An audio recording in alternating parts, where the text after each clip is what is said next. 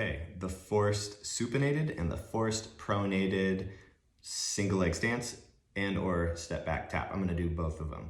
Forced supinated, forced pronated. Now, here's the setup. So you can see how I folded this towel. Have a little folded in half. This is like kind of a normal face towel, I think. Folded in half, rolled it up part way. How high you roll it up, the more challenging it's gonna be, the more it's gonna mobilize your foot. Now, this can be a little bit of an assist. Here's what I mean by that. Now, most people pronate, right? We'll default towards pronating, ankle rolling inward, arch collapsing. Now, in order to assist that, we can help the ball of the big toe upwards, because usually we're trying to get more weight into that ball of the big toe.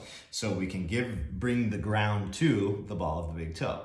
So this is, in some ways, a little bit of an assist, brings the ground to, but also now it forces you, or it makes it easier to get more weight into that ball of the big toe. So it's gonna make your foot do more work. So this is maybe somewhat of regression, but also in some ways it makes you use your foot a little bit more thoroughly through that arch of the foot. So I'm thinking ball of the big toe. I'm trying to not let the ankle roll inward. I'm trying to keep that ankle outward, just like those cues. Now I could just start with single leg stance. I could just kind of start with shifting my weight that way, keep the weight in the ball of the big toe, isolate it to the ball of the big toe, lifting my leg, coming back down, shifting my weight over, lifting the leg, coming back down. From the above view, I'm trying to keep shoulders over hips.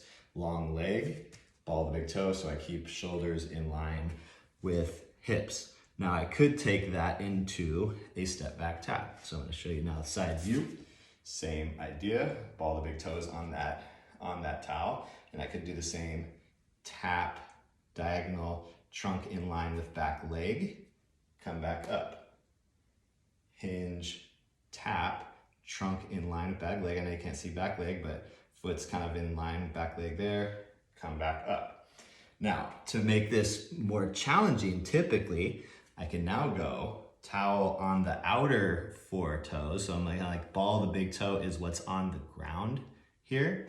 And I'm trying to really work that ball of the big toe into the ground. So it's doing the work. And now I'm really forcing that outer part of the foot up, just like we do with the ball foot mobilizations, forefoot mobilizations.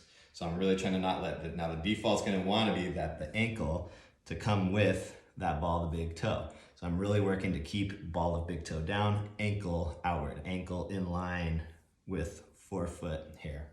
All right, so I'm here, I can start with that same single leg stance, back down, shift over, single leg stance, trying to keep the weight on that ball of the big toe, keep working it into the ground, back down, single leg stance.